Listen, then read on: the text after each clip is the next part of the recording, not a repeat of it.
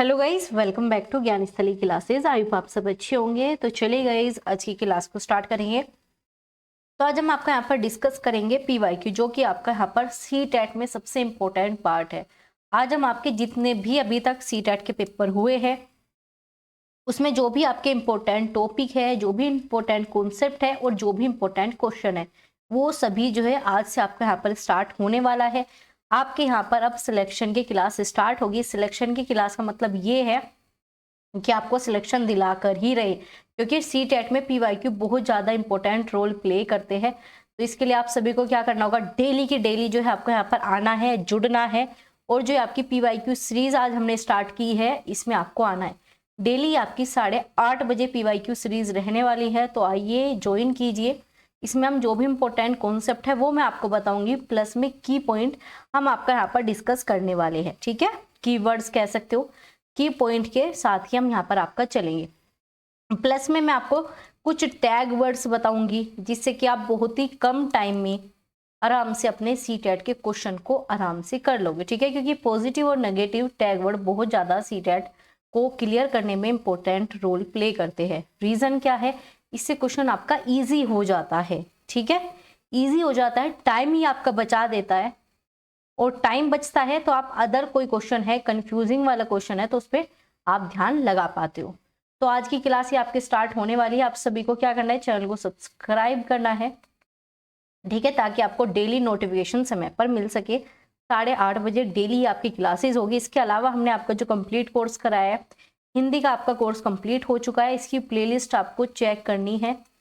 ठीक है, प्लेलिस्ट के अलावा आपके यहाँ पर सीडीपी की प्लेलिस्ट आपको चेक करनी है। और ये जो आपको पीवाईक्यू का सेशन रहेगा, इसकी मैं आपको अलग से प्लेलिस्ट बना दूंगी। सी टेट बाय एकता नैन करके आपको सारी प्लेलिस्ट मिल जाएगी, तो आप जाकर चेक कर लेना। ठीक है, इसमें हम पूरा ही पेपर डिस्कस करेंगे, चाहे हिंदी हो, सीडीपी हो, सभी पोर्शन हम यहाँ पर देखने वाले हैं। लेकिन जो आपका सबसे मोस्ट इंपॉर्टेंट जो कि सी टेट क्लियर कराता है, वो है आपका सीडीपी। ठीक है, और आपके आरसी वगैरह हर एक चीज हम करेंगे। तो डोंट वरी, आप सभी जो है अगर ज्ञानस्थली से जुड़े हो तो सिलेक्शन के लिए जुड़े हो और आपका सिलेक्शन होगा। ठीक है, चलो चले भाई, चलो आगे चलेंगे आपका यहाँ पर।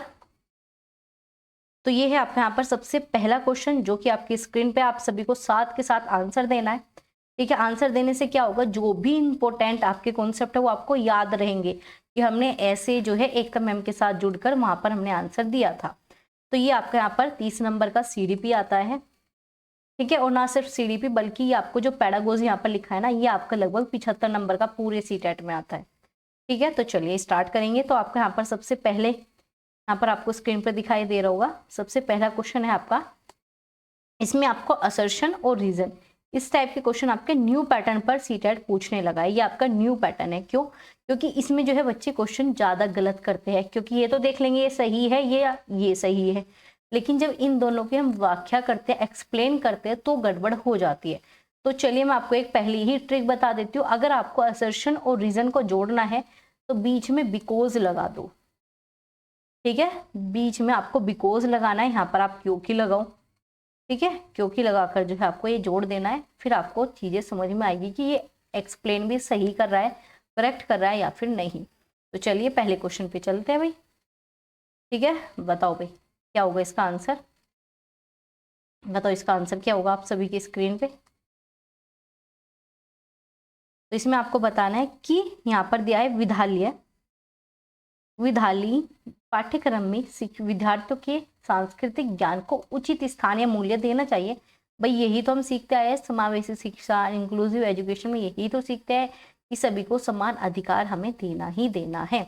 आगे है विद्यार्थियों को उनकी सांस्कृतिक पहचान को बनाए रखने के लिए समर्थन देना है। भाई समर्थन की बात करें, सपोर्टिंग स्टूडेंट की बात करें, भाई अच्छा है, सपोर्ट करना, समर्थन देना अच्छी बात है। सीखने में प्रक्रिया को सुगम बनाता है। इन्होंने क्या कहा, विद्यार्थियों को जो हम क्या करेंगे, सपोर्ट प्रदान करते हैं उनकी सांस्कृतिक पहचान बनाए रखने में, तो वो क्या करेंगे, और ज्यादा बच्चे सीखेंगे, और ज्यादा जो आपको प्रोसेस है वो बहुत ही ईजी हो जाएगा, सुगम हो जाएगा। क्या ये सही है? बताओ भाई, आपको क्या लगता है, ये सही है या फिर नहीं? बताओ भाई जल्दी से। तो ये आपका ये भी सही है और ये भी सही है। ठीक है, अब हमें क्या देना है, ये दोनों बिल्कुल सही है या फिर नहीं। देखो, एक तो आप इनके दोनों के की पॉइंट को मैच कर सकते हो। इसने भी कहाँ पर इसकी बात की, कल्चर की बात की, और इसने भी कल्चर की बात की, तो कहीं ना कहीं दोनों रिलेट कर रहे हैं। अब आप क्या करोगे, क्योंकि लगा के पढ़ो इस पूरे सेंटेंस को। विद्यालय पाठ्यक्रम को विद्यार्थियों की सांस्कृतिक ज्ञान को उचित स्थान और मूल्य देना चाहिए, क्योंकि विद्यार्थियों को उनकी सांस्कृतिक पहचान को बनाए रखने के लिए समर्थन प्रदान करना है, सीखने के लिए सुगम बनाना है। तो बिल्कुल सही है भाई, हमें तो कोई प्रॉब्लम नहीं लगी। तो कोई प्रॉब्लम आपको नहीं लगी तो सी ऑप्शन बिल्कुल सही है। Both A and R true, ठीक है। इसके बाद R is the correct explanation of A, ठीक है। ये ए की व्याख्या बिल्कुल सही कर रहा है। चलो, बहुत ही इजी क्वेश्चन था, इजी नहीं था, लेकिन हाँ अगर इस तरीके से करोगे तो आपको सारे क्वेश्चन इजी ही लगेंगे। चलो भाई आगे चले, चलो बताओ आगे, चलो आगे चलेंगे, एक सेकेंड। तो ये है आपका क्वेश्चन नंबर 2, बताओ भाई इसका आंसर। तो इसमें हम क्या देखेंगे, इसमें इन्होंने क्या पूछा है, इन्होंने पूछा है सीखने के आपका यहाँ पर सामाजिक, ठीक है, और आपका यहाँ पर सांस्कृतिक विचार इस बात की वकालत करता है, किस बात की वकालत करता है, इस बात की वकालत करता है कि आपका व्याख्यान देने और समझने में प्रभावी शिक्षण सक्रिय होता है। देखो, सामाजिक संरचनावादी मिल गया तो आपको एक पॉजिटिव चीजें मिल गई। क्या मिल गई आपको, एक पॉजिटिव चीजें कहीं ना कहीं मिल गई। क्या मिली, पॉजिटिव चीजें मिली। तो बताओ भाई क्या होगा इसका आंसर, जल्दी से बताओ। तो आगे आपका यहाँ पर प्रत्याहार और दोहराव की चिंतन की प्रक्रिया को प्रभावी शिक्षण। चलो, शिक्षार्थी दूसरों को निष्क्रिय कर दे, शिक्षार्थी सक्रिय रूप से ज्ञान का निर्माण करें। अब इन्होंने क्या कहा, सामाजिक संरचनावादी। संरचनावादी मतलब कोई अपना ज्ञान खुद से आप बना पा रहे हो, ठीक है। ये बहुत ही ज्यादा पॉजिटिव चीज है, दोनों ही, सामाजिक भी होना प्लस संरचनावादी होना। तो आपको ये नहीं पता इसके अंदर क्या आता है, आपको ये थ्योरीज पता ही नहीं है तो कट करो, ठीक है। नहीं पता भाई हमें थ्योरी, आप कैसे जाओगे, अब जाओगे ऑप्शन पे। सबसे पहले देखो पॉजिटिव और नेगेटिव, दो पार्ट में डिवाइड कर दो भाई, पॉजिटिव और आपका नेगेटिव। तो यहाँ पर क्या है, शिक्षार्थी दूसरों को निष्क्रिय रूप से ज्ञान, ये तो हमेशा नेगेटिव है। मैंने आपके टैग वर्ड्स की क्लासेस कराई है तो उन्हें देखना, तो ये मैंने आपको बताया था नेगेटिव है। आगे है दोहराव करना, रिपीटेशन की, रिकॉल की बात कर रहा है। तो कहीं पर आप बार बार चीजों को रिपीट करोगे तो वो कहीं ना कहीं बोरिंग हो जाती है। अगर मैं यही क्वेश्चन आपको 20 मिनट तक एक ही क्वेश्चन पढ़ाऊं तो क्या आप 20 मिनट रुकोगे, नहीं रुक सकते, ठीक है। आप 20 मिनट नहीं रुक सकते, तो ये भी आपका गलत हो गया। अब है व्याख्या देना, लेक्चर देना, आप छोटे बच्चों में यूज नहीं कर सकते, आप बड़े, ठीक है। और बड़ों के लिए आपका पेपर सीटेट होता ही नहीं है, सीटेट तो सिर्फ आपका 8 क्लास तक है, ठीक है, 1 से 5वीं तक और 6 से 8वीं तक। और आपका लेक्चर मेथड तो आपका PhD लेवल पे सही होता है, हायर एजुकेशन में अच्छा माना जाता है, तो ये भी नहीं होगा भाई। व्याख्यान देना अच्छी बात नहीं है, जब कितना सही है, समझाने से प्रभावी शिक्षण सक्रिय होता है, ये तो पॉजिटिव चीज है। लेकिन क्या पूछे, सामाजिक संरचनावादी, तो इसमें व्यक्ति या शिक्षार्थी हमेशा एक्टिव रहेगा, सक्रिय रहेगा, प्लस अपने नॉलेज को, अपने ज्ञान को खुद से निर्माण करेगा। तो ये था आपका सबसे ज्यादा पॉजिटिव। इन चारों में एक ही मात्र क्वेश्चन पॉजिटिव था, एक ही ऑप्शन पॉजिटिव था, वो था आपका फोर्थ। तो क्या हो गया आपका फोर्थ, आपका आंसर बिल्कुल सही है। समझ आया, आगे चले, क्वेश्चन नंबर 3 आपके सामने। बताओ इसका क्या आंसर होगा। इन्होंने पूछा है निम्नलिखित में से कौन सा अधिगम के बारे में सही नहीं है। और ये चीजें पढ़ने में टाइम वेस्ट मत किया करो, ठीक है। सीधा देखो क्या पूछा है भाई, नोट मिल गया और आपका लर्निंग। तो इस क्वेश्चन में भी की पॉइंट ढूंढ लो भाई, कौन सा नहीं है, मतलब नेगेटिव पूछा है तो बस नेगेटिव ढूंढो क्या है। सबसे पहले में क्या है आपका यहाँ पर, अधिगम सामाजिक क्रिया द्वारा संसाधित होता है, हो सकता है। अधिगम एक प्रक्रिया है, अपितु एक उत्पाद है। देखो इन्होंने क्या, अधिगम एक प्रक्रिया नहीं है, क्या देखिए प्रोसेस नहीं है, बल्कि क्या है, एक उत्पाद है। जबकि अधिगम क्या है, लर्निंग तो आपका प्रोसेस है ना, लर्निंग तो आपका प्रोसेस है। तो ये तो इन्होंने गलत कहा, लर्निंग आपका प्रोडक्ट नहीं है, लर्निंग तो आप आज भी कर रहे हो, ठीक है, रिजल्ट नहीं है लर्निंग, ठीक है। लर्निंग आपका प्रोसेस है, तो ये तो भाई आंसर होगा नहीं भाई, ये तो आपका सही है नहीं। तो इन्होंने क्या पूछा, कौन सा सही नहीं है, यही आपसे पूछा है। क्या पूछा है, कौन सा सही नहीं है। तो भाई ये देखो नोट मिल गया, ठीक है। बताओ भाई चीजें समझ में आ रही है। तो अब आगे क्या, अधिगम, ये वाला तो आपका गलत दे रखा है इन्होंने। अधिगम शिक्षार्थियों के पूर्व ज्ञान पर निर्भर होता है। हाँ भाई बिल्कुल सही है, पूर्व ज्ञान पर निर्भर होता है, बिल्कुल होता है, ठीक है। आगे अधिगम का तात्पर्य पूर्व वैचारिक स्कीमाज के पूर्व गठन से है, मतलब जो आपके स्कीमाज होते हैं, ठीक है, उसमें क्या करना, पुनः गठित करना, जो आपके माइंड में है पहले से उसमें चीजें ऐड करना, ऐड डाउन करना। तो ये भी वही बात सही है। अब मान लीजिए जो आपने 10 दिन पहले सीखा था, अब आप 10 दिन बाद देख रहे हो, मतलब 10 दिन तक पढ़ते जा रहे हो लर्निंग, तो कहीं ना कहीं आपने स्कीमा में जो है चीजें ऐड डाउन की है। 10 दिन का काम, ये 10 दिन की लर्निंग भी आपने इसमें ऐड की। समझ में आया भाई? चलो ठीक है, तो ये भी पॉजिटिव है, ये भी पॉजिटिव है और ये भी पॉजिटिव है। जबकि पूछा क्या है आपसे, नेगेटिव पूछा है, तो नेगेटिव के लिए आपका यहाँ पर ऑप्शन नंबर क्या आ जाएगा, थर्ड आपका बिल्कुल सही है। क्या आ जाएगा? थर्ड आंसर आपका बिल्कुल सही है। आगे चले, समझ में आया? चलो आगे चलते हैं। इसका बताओ भाई आंसर क्या होगा, इसका आंसर बताओ आप सभी क्या होगा।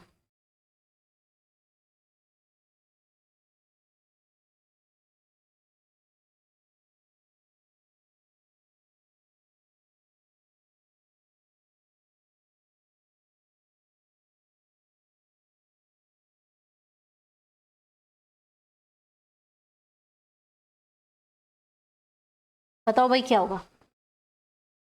क्या क्वेश्चन नंबर 4, तो इसमें इन्होंने क्या पूछा है आपका, विकास के क्रम में बच्चे सूक्ष्म पेशीय कौशल से पहले सकल पेशीय कौशल विकसित करते हैं।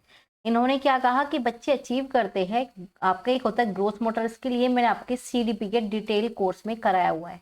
अब आप कहोगे मैम हमें तो पता ही नहीं कहाँ पर क्लासेस है, क्या सारी चीजें, तो ये चीजें मैंने आपकी कराई हुई है। हर एक पॉइंट जो आपको यहाँ पर PYQ में मिलेगा वो सब मैंने आपके डिटेल कोर्स में कराया हुआ है। तो इसके लिए आपको प्लेलिस्ट चेक करनी ही होगी, ठीक है। अगर आप प्लेलिस्ट चेक करोगे ना तो आपको सारी चीजें बिल्कुल मिल जाएगी, ठीक है। तो इसमें फाइन मोटर स्किल है और आपका ग्रोस मोटर, ग्रोस मोटर मतलब बड़ी मांसपेशियों से जुड़ी हुई, फाइन मोटर छोटी मांसपेशियां, यही इसका की पॉइंट है। इसमें क्या आ जाएगा, ग्रोस मोटर स्किल में लिखना, पढ़ना, भागना, दौड़ना। इसमें फाइन मोटर में सिर्फ आपका क्या आ जाएगा, बुनाई करना, कढ़ाई करना, इस प्रकार की चीजें। तो इन्होंने आपका क्या पूछा है, इन्होंने आपका पूछा है कि पहले विकसित होता है, यह दर्शाता है विकास के किस चीज को दर्शाता है। देखो प्रोक्सिमोडिस्टल, ठीक है, और आपका शीर्षगामी, और आपका रेखिक, और आपका अराजकता।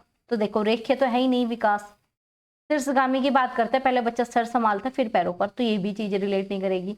आपका अराजक ये कोई होता ही नहीं है, तो आ जाएगा समीप दुरामी मुख, मतलब बच्चे ने पहले बड़ी चीजों को संभालना स्टार्ट किया, फिर उसने अपनी उंगलियों को संभाला, ठीक है, केंद्र से बाह्य की ओर। इसी वजह से कहा जाता है पहले बच्चे ने बड़ी बड़ी मांसपेशियों को संभाला, इसके बाद उसने हाथों को, उसके बाद उसने अपनी उंगलियों की मूवमेंट को, उन्होंने अपनी फाइन मोटर स्किल को समझा। तो ये आपका समीप दुरामी मतलब प्रोक्सिमो डिस्टल की बात करता है। समझ में आया? शीर्षगामी और आपका समीप ये दोनों ही इंपॉर्टेंट है। शीर्षगामी में बच्चा सर से अपने बैलेंस को बनाना स्टार्ट करता है, ठीक है, इस प्रकार से, मतलब हेड टू टो चलता है, हेड टू टो, ठीक है, इस प्रकार से चलता है। और इसमें क्या चलेगा, इसमें आपका केंद्र से बाहर की ओर, ठीक है, इतना समझ में आया? आगे चलते हैं। क्वेश्चन नंबर 5 बताओ भाई। क्वेश्चन नंबर 5 में आपसे क्या पूछा है, इन्होंने पूछा है reasoning, thinking and problem solving, ठीक है। क्या है, तर्क है, चिंतन है, समस्या, मतलब बहुत अच्छी चीजें दी है भाई। समाधान किसकी व्याख्या करता है, किस चीज से रिलेटेड है, तो मैंने डेवलपमेंट के जितने भी आयाम है वो भी मैंने आपके कराया। हर एक क्वेश्चन आपकी क्लासेस से बाहर नहीं है, कोई भी क्वेश्चन, तो एक बार आप जाकर क्लासेस देख लेना, आपको चीजें भाई समझ में आ जाएगी, सारी चीजें बिल्कुल क्लियर हो जाएगी। तो यहाँ पर क्या है, आपका आयाम मैंने कराया है। मोटर स्किल अभी बताया, जो आपने अभी देखी है वो ही मोटर स्किल थी, ठीक है, जो आपने फाइन मोटर स्किल देखी, ग्रोस मोटर स्किल देखी, वो ही आपके यहाँ पर गति से रिलेटेड थी, क्योंकि आपकी गति की बात करता है। आगे नैतिक, नैतिक में आप देखते हो क्या राइट है और क्या रोंग है, सही क्या है, गलत क्या है। आगे सामाजिक, सामाजिक में हम बात करते हैं, हम सामाजिक के रूल को किस प्रकार से, समाज के मापदंडों को, हम समाज में रहते किस प्रकार से, हम समाज को समझते किस प्रकार से, ठीक है, ये आपके समाज से रिलेटेड आ जाएगी। सहयोग की बात करेगा, समाज की बात करता है। अब अगर हम संज्ञान बात करें, संज्ञान का सिर्फ एक ही पॉइंट बताती हूँ, माइंड। माइंड से जो भी हम चीजें करते हैं वही आपका संज्ञान है, वही संज्ञान है, मतलब वही तर्क है, वही चिंतन है, वही समस्या है, ठीक है, वही समस्या समाधान है। ये सब किसके साथ करोगे, ये सब आप कर सकते हो संज्ञान से ही, बिना कोग्निटिव के।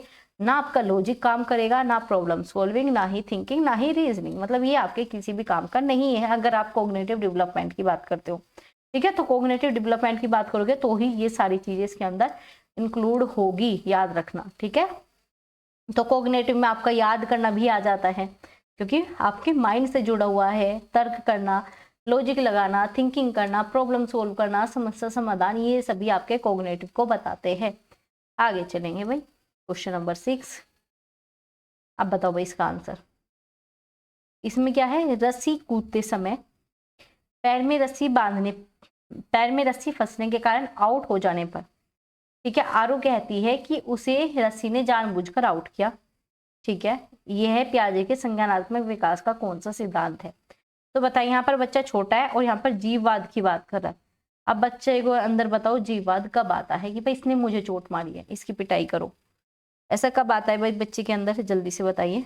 तो संवेदी में तो बच्चा बहुत मतलब 0 से 2 साल का हो गया, ठीक है, तो उसे इतना मारपीट का नहीं पता होता। लेकिन जैसे ही बच्चा किस में जाता है, प्री ऑपरेशनल स्टेज में जाता है, ठीक है, जैसे बच्चा प्री ऑपरेशनल स्टेज में जाता है तो उसके सामने चीजें आपकी क्लियर हो जाती है। ठीक है, तो वो क्या करने लगता है, पूर्व चलन अवस्था। पहले तो आप ये 4 अवस्था देखो, ये पियाजे के द्वारा दी गई है, सीधा नाम पूछे जाते हैं, सेंसरी, प्री ऑपरेशनल, कॉन्क्रीट और आपका फॉर्मल। ठीक है, SPCF, ठीक है, SPCF, एस से सेंसरी, पी से प्री ऑपरेशनल, सी से कॉन्क्रीट और आपका फॉर्मल। ठीक है, आगे बात करेंगे, इसमें क्या हो जाएगा आपका जीववाद की हम बात करते हैं। तो ये पूरी लंबी कहानी स्टोरी देने का मतलब यही था, आपसे सीधा बच्चे आपसे एग्जामिनर पूछ रहा था भाई जीववाद बताओ, आपको पता है या फिर नहीं।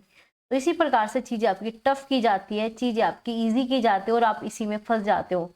ये सब चीजें चल क्या रही है, यही तो आपके एग्जाम में पूछा जाता है। चलो भाई आगे बात करें। अब है आपका क्वेश्चन नंबर 7। बताओ प्रोक्सिमोडिस्टल अभी बताया भाई, प्रोक्सिमोडिस्टल अभी बताया क्या होगा, केंद्र से बाहर की ओर। ठीक है, समीपस्थ सिद्धांत, केंद्र से बाहर की ओर, ये यहाँ पर एक बच्चा हो गया। ठीक है, केंद्र से बाहर की ओर इसका विकास चलता है। बताओ, इन्होंने पूछा है शैशव अवस्था में, याद रखना शैशव अवस्था में विकास सिर से पैर की ओर। भाई सिर से पैर की ओर तो हमारा स्टेफिलोकोकस है, तो इसे कट कर दो, हेड टू टू ये होता ही नहीं है। अंग हाथों और पैरों की तुलना तेजी से बढ़ते हैं। चलो, सूक्ष्म गति कौशल के विकास में शरीर तेजी से होता है। भाषा का विकास तेजी से होता है क्योंकि यह विकास का संवेदनशील अवधि है। देखो, अब इन्होंने शैशव अवस्था पूछा है, मतलब छोटा बच्चा है, बहुत ही छोटा बच्चा यहाँ पर है, शैशव अवस्था 0 से है भाई। ठीक है, ये आपकी शैशव अवस्था होता है। तो इसमें क्या होगा, भाषा की एकदम इतनी बात होती नहीं है, बच्चा यहाँ पर क्या बोलेगा, कुछ भी नहीं, तो ये कट करो। अब ये क्या है, हाथ पैरों की तुलना, हाथ अंग जो है आपका, जो शरीर का अंग है, वो हाथ पैरों की तुलना तेजी से बढ़ते हैं। भाई ऐसा बहुत तेजी से बढ़ने लगे, भाई ऐसा भी नहीं है। इसमें क्या होने लगता है, बच्चा सूक्ष्म गति कौशल के विकास के साथ साथ उसके अंदर शरीर का विकास भी धीरे धीरे होने लगता है। तो इसमें धीरे धीरे बच्चे का फिजिकल डेवलपमेंट स्टार्ट हो जाता है। ठीक है, तेजी से मतलब इतना भी यहाँ पर क्या है, धीरे धीरे तेजी से होने लगता है, क्योंकि बच्चा बहुत छोटा है, फिर वो बढ़ता चला जाएगा, तो क्या होता है इसमें तेजी देखने को मिलती है। अब मान लीजिए आप 24 साल के हो, तो अब आपका विकास तेजी से होता नहीं है, लिमिट में चलेगा, इसके बाद तो रुक ही जाता है शारीरिक, लेकिन यहाँ पर थोड़ा तेज चलता है। इस वजह से आपका यहाँ पर सेकंड ऑप्शन बिल्कुल सही हो जाएगा। ठीक है, चले आए आगे भाई आपका। चलो, क्वेश्चन नंबर 8, डेली हम इसी प्रकार से आपके क्वेश्चन करने वाले हैं, तो आप सभी सब्सक्राइब कर लेना और एक बार प्लेलिस्ट जरूर चेक करना। चलो भाई, अब बताओ असर्शन का पूछा है आपसे यहाँ पे। ठीक है, आगे क्या है, इन्होंने पूछा है यहाँ पर अभिकथन और कारण।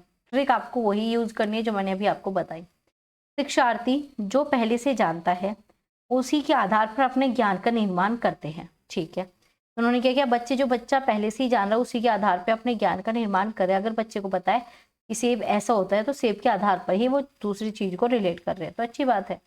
आगे पैटर्न को ढूंढना और पिछले ज्ञान के साथ जोड़ना शिक्षार्थियों की जानकारी को सार्थक या संसाधित करने में मदद करता है। भाई बहुत अच्छी चीज है, अगर आप प्रीवियस नॉलेज से खुद को जोड़ पा रहे हो, और मेरे भी एग्जाम्पल ऐसे ही होते हैं कि मैं आपकी प्रीवियस नॉलेज से आपको जोड़ पाऊँ, इससे क्या होता है, आपकी जो लर्निंग होती है ना, वो बहुत ही ज्यादा मीनिंगफुल हो जाती है। क्या हो जाती है, मीनिंगफुल हो जाती है। तो भाई हमें तो दोनों सही लगे। अब ये बताओ, ये दोनों एक दूसरे से रिलेट करते हैं? बिल्कुल करते हैं, क्योंकि यहाँ पर क्या है, पहले से जानते हैं, मतलब प्रीवियस नॉलेज की बात कर रहे हैं जो उसके पास ऑलरेडी है। ठीक है, ऑलरेडी नो। ऐसे ही आपका यहाँ पर क्या गया, वो जानकारी जो पिछले ज्ञान से जुड़ी हो। तो दोनों ही क्या एक्सप्लेन भी अच्छा कर रहे हैं, दोनों सही है, प्लस एक्सप्लेन भी बिल्कुल सही कर रहे हैं। क्या करोगे इसमें, बिकॉज लगा के देखोगे आप। ठीक है, एक बार बिकॉज लगा के इसे फटाफट एक साथ पढ़िए, आपको चीजें समझ में आ जाएगी। तो पढ़िए एक बार इस लाइन को दोबारा से। शिक्षार्थी जो पहले से जानते हैं उसके आधार पर अपने ज्ञान का निर्माण करते हैं। पैटर्न ढूंढना और पिछले ज्ञान के साथ, अब यहाँ पे क्या करोगे, क्योंकि पैटर्न ढूंढना और पिछले ज्ञान के साथ जुड़ाव करने से शिक्षार्थी बेटर या फिर बढ़िया या फिर सार्थक ढंग से जो है सीखता है। बस सही है भाई, बिल्कुल हमें तो वही सही लगा और ये बिल्कुल सही है। आगे चले, चलो आगे चलेंगे। क्वेश्चन नंबर 9 देखो, असर्शन रीजन का ये आपका तीसरा क्वेश्चन आ गया। सिर्फ अभी तक हमने 9 क्वेश्चन डिस्कस किए, तीसरा आ गया। ठीक है, तो इसी प्रकार से आते ही है, तो इस पे बहुत ज्यादा आपको कमांड होनी चाहिए और ये क्वेश्चन इजी हो जाएंगे अगर आप मेरे साथ डेली क्लासेस करते हो। तो चलो भाई बताओ भाई क्या होगा आंसर। यहाँ पर क्या है बताओ। बच्चों द्वारा अलग अलग संस्कृति में अलग अलग तरीके से अनुभव किया जाता है। भाई सिंपल सी बात है, अलग अलग संस्कृति है तो अलग अलग अनुभव भी होगा। अगर कोई बच्चा हिंदू का है तो हिंदू धर्म के अकॉर्डिंग ज्यादा चीजें उसी के अकॉर्डिंग सीखेगा। अगर कोई बच्चा मुस्लिम है तो वो कहीं ना कहीं क्या करेगा, मुस्लिम से रिलेटेड अनुभव अपने पास रखेगा। ठीक है, उसे मस्जिद का पता रहेगा, मस्जिद में क्या होता है। हिंदू के बच्चे को पता रहेगा मंदिर में क्या होता है। ठीक है, अब क्या है, बच्चों का विकास सार्वभौमिक है, बच्चे का डेवलपमेंट यूनिवर्सल है। ये तो पहली ही लाइन है भाई, बच्चों का विकास तो सार्वभौमिकरण बिल्कुल सही है। क्या ये बताओ आपस में रिलेट करते हैं या फिर नहीं, बताओ भाई। बहुत इंटरेस्टिंग क्वेश्चन है और गड़बड़ आप सभी करोगे भाई, ध्यान से देना आंसर। चलो मैं ही बताती हूँ। बच्चों द्वारा ये बिल्कुल सही है और ये भी आपका सही है।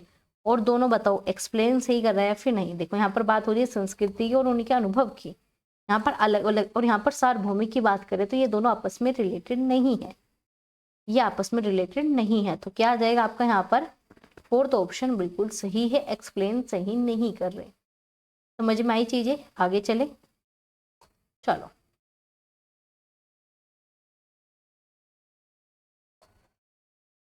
तो ये है आपका क्वेश्चन नंबर 10, इसका बताओ आंसर।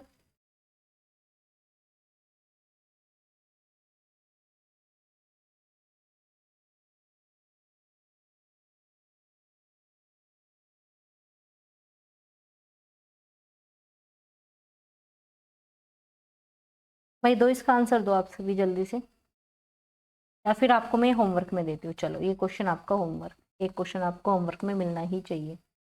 ठीक है, तो देखो मैं आपको कुछ इंपॉर्टेंट चीज़ें मुझे बतानी है तो एक बार वो सुनो जल्दी से, फिर क्लास को एंड करेंगे। ठीक है, चलो सबसे पहले मुझे आपको बताना है, डेली आपकी इसी प्रकार से क्लासेस होगी। 8:30 बजे आपकी क्लासेस होने वाली है। ठीक है, आपको PYQ की सीरीज मिलेगी, प्लेलिस्ट चेक करना, CTET PYQ बाय एकता मैम करके आप चेक करोगे या एकता नैन करके चेक करोगे, आपको मिल जाएगा। अब दूसरा आपको क्या करना है, दूसरा आपको करनी है हिंदी की प्लेलिस्ट चेक।